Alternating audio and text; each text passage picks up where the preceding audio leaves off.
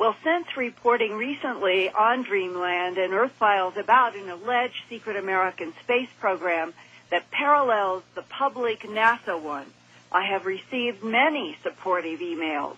Very valuable correspondence came from Richard Sauder, Ph.D. in political science, and author of 3 books, Underground Bases and Tunnels, What is the Government Trying to Hide?, Kundalini Tales, and Underwater and Underground Bases. One of Richard Sauder's important discoveries is a New York Times article by reporter William Broad that headlined, quote, "Military Secret Star Trek is over. Billions wasted on complex and shuttle," unquote. Well, that was published on August 7th, 1989, 18 years ago. And here are the lead sentences. Quote, "The Defense Department is dismantling a secretive coast-to-coast space complex that cost at least $5 billion and was intended to operate in collaboration with the civilian space shuttle. Over the last 3 years, the department has mothballed a $3.3 billion spaceport in California and scrapped a sprawling control center in Colorado. Last year, it disbanded a secret cadre of 32 astronauts based in Los Angeles," unquote. This week, I talked with Richard Sauder about what convinces him there is a secret military space program in spite of their denials and this New York Times report of disbanding one, and that it is separate from the civilian and public NASA program. Let me start with one of the most interesting conversations I've had in many years that I had earlier this year. I talked face-to-face with a career alphabet soup research physicist who worked for Project Blue Book back in the 1960s. He's not one of the publicly known Project Blue Book scientists, but he did work out of Wright-Patterson at the time. And he told me that back in the 1960s, the U.S. Air Force had 2 UFOs, what he called UFOs, that they would fly right out of Wright-Patterson Air Force Base. He said they would open the hangar doors in the middle of the night and fly them right out of the hangars at full bore. One he described as a flying Studebaker, somewhat resembling the well-known vintage automobile of that name. The other he alluded to as a huge spherical object. He didn't say whether these were of alien origin or reverse engineered technology, but over the years I've gotten many indications from a variety of sources that the U.S. military has its own UFOs, and this is just one more datum from me pointing in the direction of a decades-long military program of deep deceit and thoroughgoing lies about the true involvement of U.S. military agencies in secret UFO and space technology and projects.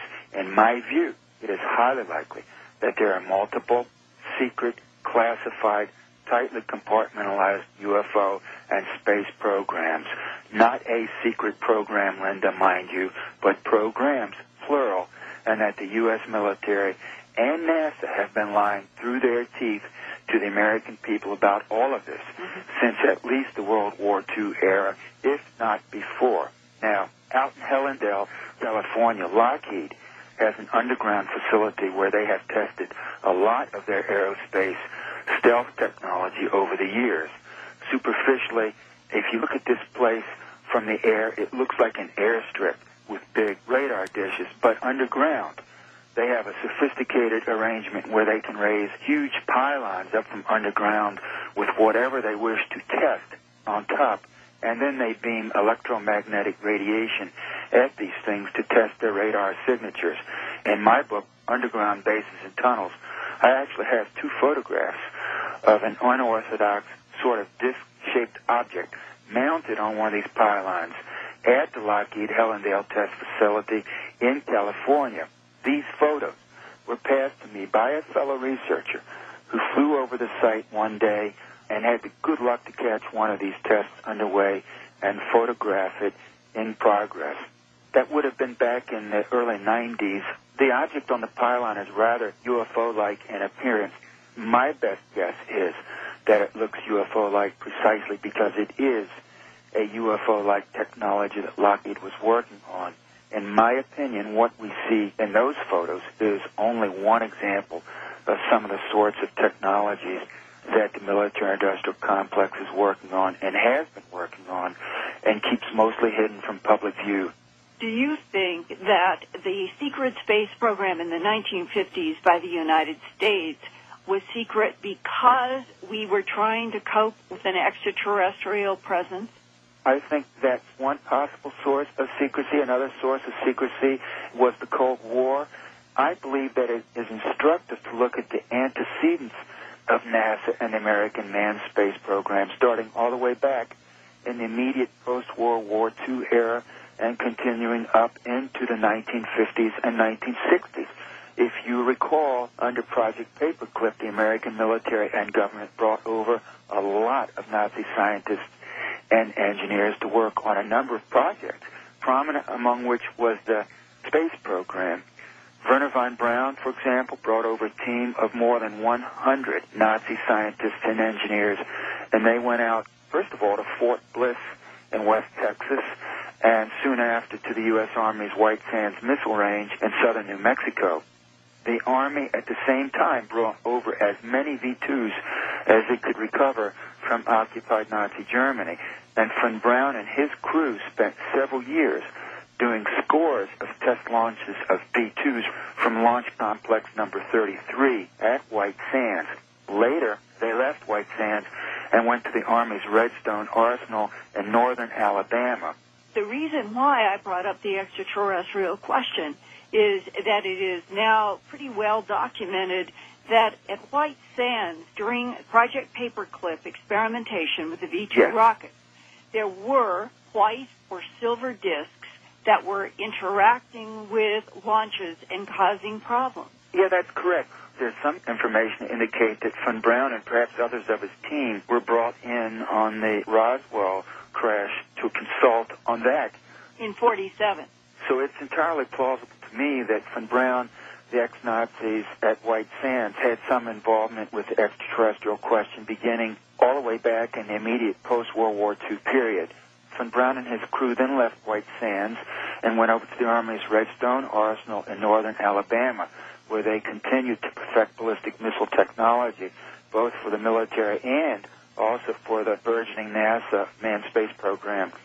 Werner von Braun's base at Peenemünde, where the Nazis fired the V-2s and V-1 rockets during World War II, SS General Walter Dornberger also was brought over to the United States under Project Paperclip, and Dornberger brought with him the plans for the next generation of chemical rocket technology that the Nazis were working on at the close of the war. And this was the boost glide technology first proposed by Eugen Sanger before the war.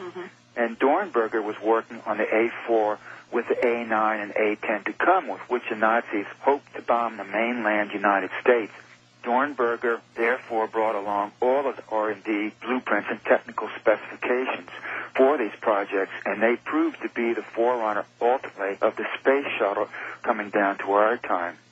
Now, when Dornberger arrived, he was farmed out to the Bell Corporation in upstate New York, and there he helped develop and design the Air Force's Dinosaur space plane project, which was the forerunner of our space shuttle. But this was the original manned space shuttle program, which was developed during the 1950s by the Air Force. And the Air Force put a lot of money into developing Dinosaur, for which they planned to use Titan boosters. They were going to use the Titan boosters to put this into orbit. Subsequently, the Titans were used to put the Gemini spacecraft into orbit. But originally, they wanted to use the Titans to put these Dinosaur manned space planes into orbit.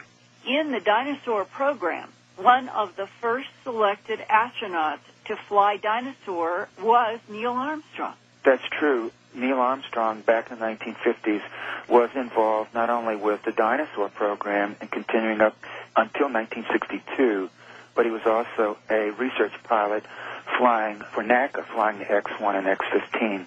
The Air Force publicly announced that they ended the Dinosaur program later in the 1960s and said that they never put astronauts into orbit. But, Linda, I am skeptical